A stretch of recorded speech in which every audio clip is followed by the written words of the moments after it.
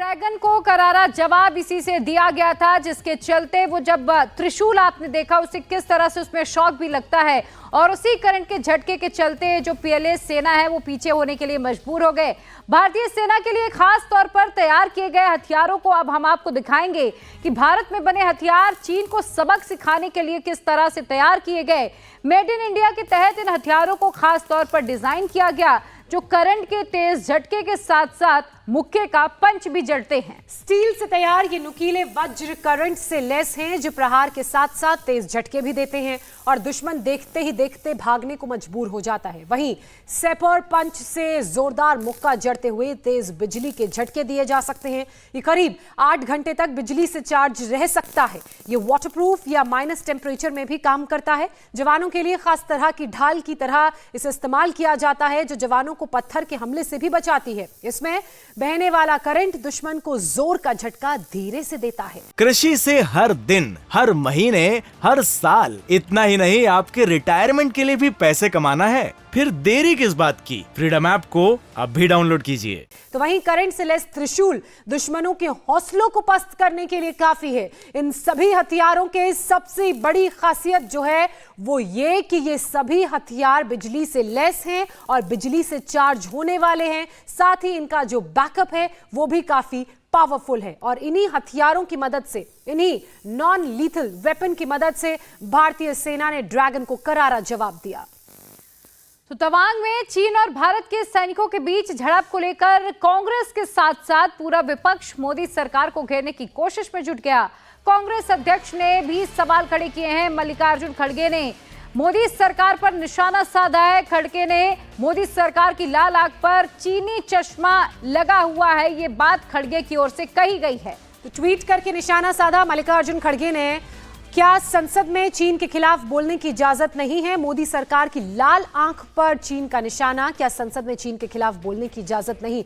ये ट्वीट मल्लिकार्जुन खड़गे की तरफ से किया गया है और ये सीधे सीधे सवाल न सिर्फ सरकार, प्रधानमंत्री बल्कि भारतीय सेना पर भी। तवांग में जारी टेंशन के बीच एलएसी पर इंडियन आर्मी का एयरफोर्स पूरी तरह अलर्ट मोड में है। चीन को तवांग से खदेड़ने के बाद आज से ईस्टर्न सेक्टर में एयरफोर्स ने बड़ी एक्सरसाइज भी शुरू कर दी है। युद्धाभ्यास में एयरफोर्स के सभी घातक लड़ाकू एयरक्राफ्ट शामिल हैं।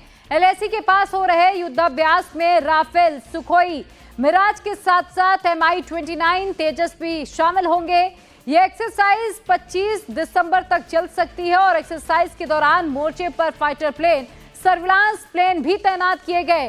साथ ही दुश्मन पर नजर रखने वाले रडार भी एक्टिव हो गए हैं। यानी कि हर मोर्चे पर भारत ने पूरी तैयारी कर ली है, तैनाती पूरी हो चुकी है और 9 दिसंबर को हुई झड़प के बाद इंडियन एयरफोर्स के इस युद्धाभ्यास को बेहद अहम माना जा रहा है और ये चीन को एक मैसेज देने की भी कोशिश के तौर पर देखा जा रहा है।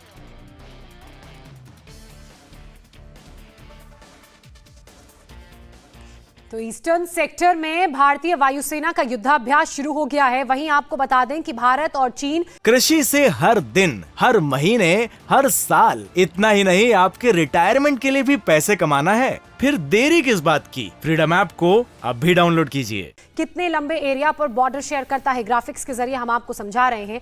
ये जो लाइन ऑफ एक्चुअल कंट्रोल का एरिया है, यानी कि भारत और चीन के बीच सीमा का एरिया, ये 3488 किलोमीटर का है, जो लद्दाख से शुरू होकर हिमाचल प्रदेश, उत्तराखंड, नेपाल, सिक्किम, भूटान और अरुणाचल प्रदेश तक जाता है। और 3 डिविजन्स में ये पूरा एरिया डिवाइडेड है, जिसमें वेस्टर्न सेक्टर, मैकमोहन लाइन और ईस्टर्न सेक्टर है। अब जो सबसे ऊपर वाला एरिया है लद्दाख का और हिमाचल प्रदेश का, वो वेस्टर्न सेक्टर में आता है। उसके बाद हम थोड़ा सा नीचे उत्तराखंड की तरफ आएंगे, वो वाला, और नेपाल बेल्ट का जो सेक्टर है वो मैकमोहन लाइन में आता है। उसके बाद असम, अरुणाचल प्रदेश और भूटान वाले एरिया की अगर हम बात करें, उस बाउंड्री की बात करें, तो वो ईस्टर्न सेक्टर में आता है। और यही जो तीनों अलग अलग सेक्टर्स हैं, डिवीजन हैं, वो बताते हैं कि यहाँ पर जो ज्योग्राफिकल कंडीशंस हैं वो कैसी हैं। इंडिया टीवी हर वक्त हर जगह डाउनलोड करने के लिए सर्च करें India TV news Google play store या ऐप स्टोर पर।